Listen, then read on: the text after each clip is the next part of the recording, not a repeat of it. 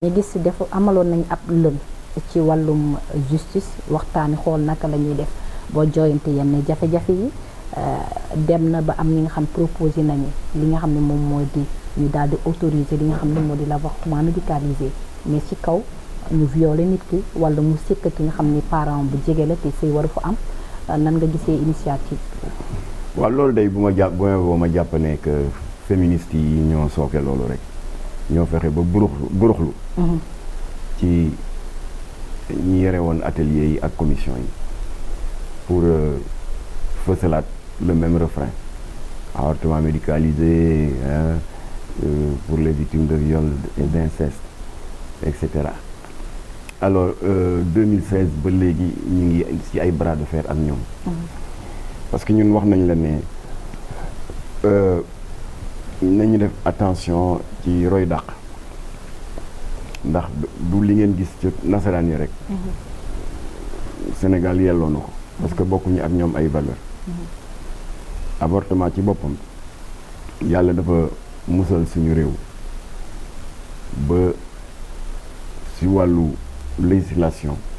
Sénégal garanti na ko organisé na ko ci wàllu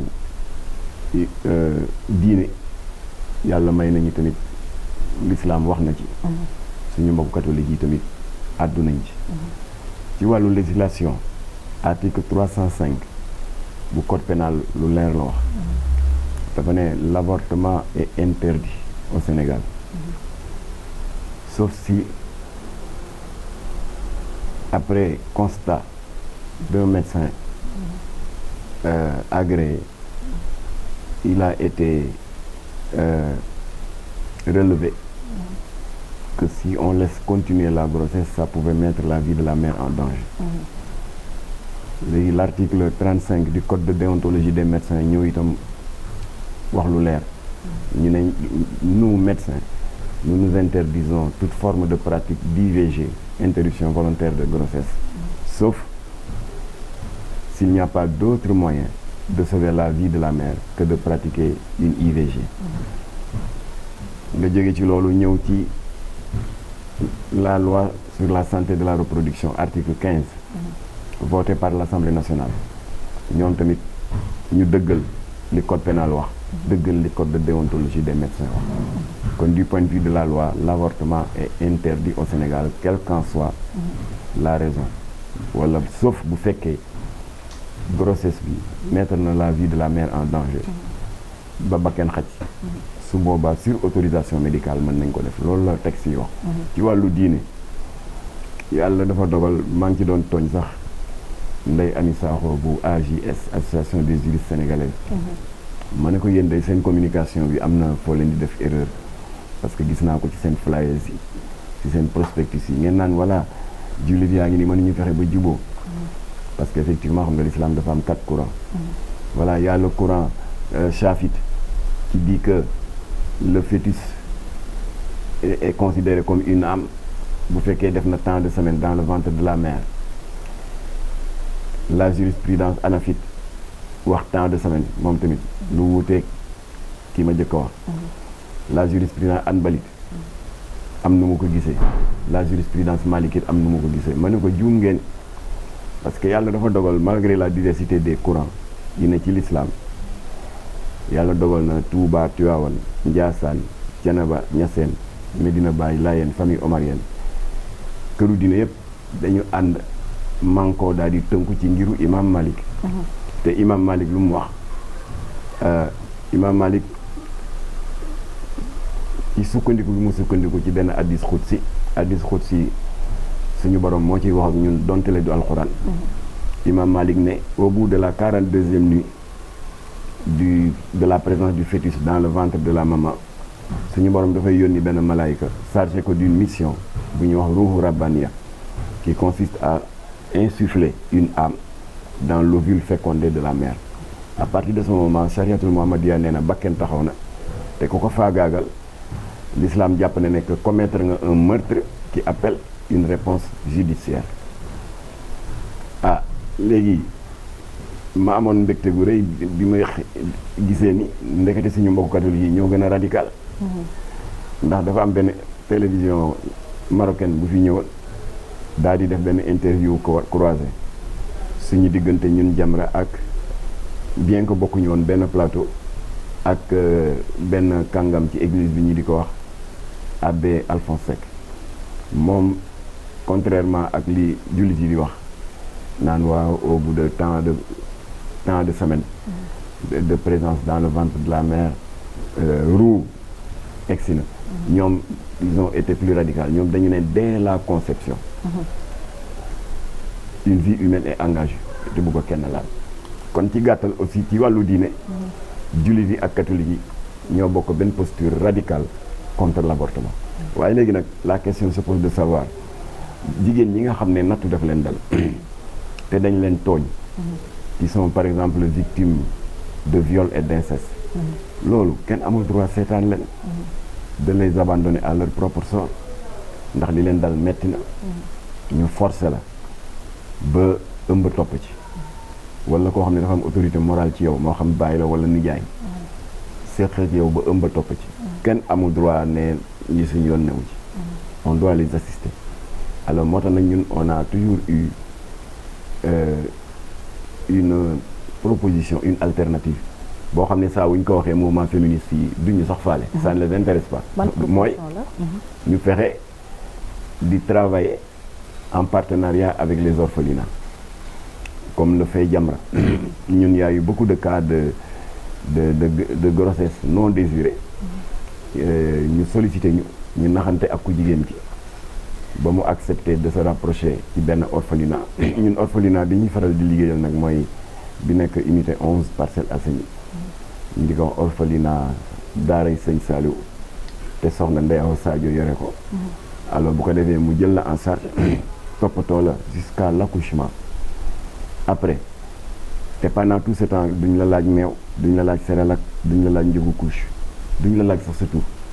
li ci am solo mooy boo muccee nga bàyyi xale bi ak bakkanam nga dem sa yoon dans l'anonymat ndax xale bi moomuloo bakkanam te li yàlla nam ma ci moom yàlla rek ko xam.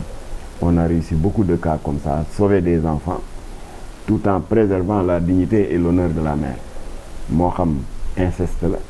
wala moo xam ëmb bi ci viol nga ko amee. waaw ñu ne leen nag yéen mouvement féministe yi ñëw leen ngeen ànd ak Jamra ñu liggéey dans cette perspective plus humaine. waaye yéen faat bakken rey rek du solution. alors yàlla dogal nag juboo amul ñoom ñu jaar ni ñun ñu jaar ni et l'État est resté sur ses positions alors maintenant ils ont profité du changement de régime. Profiter des assises de la justice dem daal di fa cabaxal loolu ndax ñoom ñu nga fa woon fees fa del féministes yi bokk ci commission yi waaye li président Bassirou Diomaye wax lu leer la dafa ne loo leen mënti décider foofu su fekkee ça fait l'objet d'un consensus bu egsee ci man danaa jël matuwaay ñu appliquer ko waaye yàlla dogal na sur ce sujet là y a pas de consensus. mais Mame Matar est-ce que aussi psychologiquement nit ki nga xam ne dañ laa violé nga jëlee ci ëmb wala nga jël ëmb ci anam ba nga xam ni sa mbokk bu la jegee moo la ko teg est-ce que aussi kooku psychologiquement mën na nekk di xaar ñu koy tettee fii 9 mois bu muy am doom est-ce que aussi avortement bi nekkul aussi solution. waaw mais kenn amul droit fa bakkanu bakkanu jàmbur ci kaw say analyse bopp ay dama anam noo ko mënti amee waaw moo tax ñun dañu ne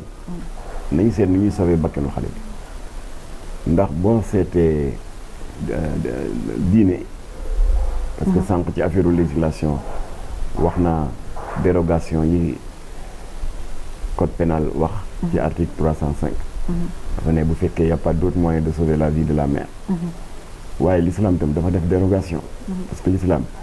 nekkul ay décision rigide comme ni ko droit de l'homme ici di waxee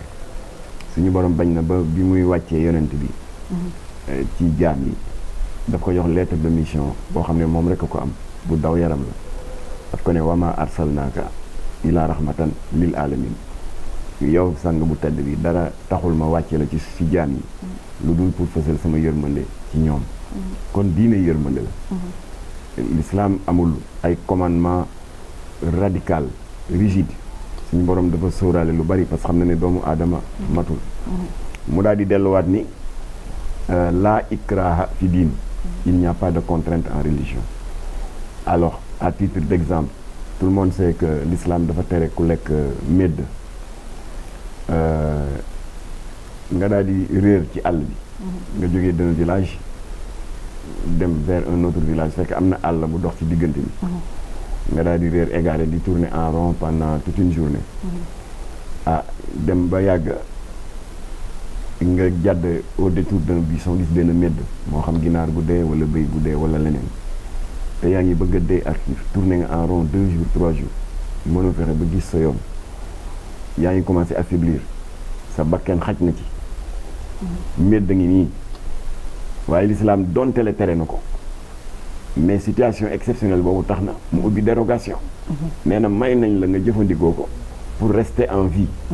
waaye boo xasee ba génn ci jafe-jafe yi ba rejoindre le village suivant, xaramalaat nañu ci yow lekku médd. noonu la l'islam di def. kon pour ëmb aussi c'est la même chose. dafa ne la règle générale c'est l'interdiction. mais bu fekkee ëmb bi présenté wu na de sorte que mën na mettre la vie de la mère en danger, dans ce cas et dans ce cas seulement, à condition que ce soit attesté par au moins 2 médecins, may nañ la nga tàggoog ëmb bi. mais c'est la seule et unique dérogation. waaye l'islam waxul en cas d'inceste, en cas de viol, en cas de nangam. alors ma ne ko yéen féministes yi, je n'ai rien à vous apprendre. defe ngeen ne que ñun ñoo gën a démocrate les Américains. ma ne leen Américains yi en 2022 lii ngeen posé nii, viol, inceste, ñoom demoon nañu ba seen débat national ñu confronté wu à ce dilemme là, particulièrement au niveau de la ville du Texas, qui est la ville la plus conservatrice. xam nga ñoom dañu am autonomie, les différents États, en matière de conception de leur propre législation pour organiser seen vie communautaire. alors dañ jékki-jékki rek le gouverneur du Texas, Greg Abbott, woote conférence de presse au début de l'année 2022 daal ne waa dama leen woo parce que ñun état du Texas ñoo autorisé woon avortement, waaye dañu ne woon que c'est à partir du moment où il a été constaté que ku jigéen ki dafa bëgg a tàggoog biir bi. alors autorisé woon nañ ko, waaye nag je vous ai appelé parce que corps médical bi dafa am découverte bu bees bu mu def. mooy gis nañu ne fœtus bi bu defee 6 semaines ci biiru yaay ji, test électrocardiogramme yi wane na ne que à côté des battements de cœur de la maman, gis nañu ay battements de cœur beneen. te yëpp test yi ñu def yëpp battement de cœur bi mu ngi tàmbali au bout de 6 mois de grossesse. mu ne kon nag il est scientifiquement établi que un fœtus bu defee 6 semaines, maa ngi naan 6 mois sax, bu defee 6 semaines bakken dikk na. kon nag man gouverneur du Texas, Greg Abbott, revoir naa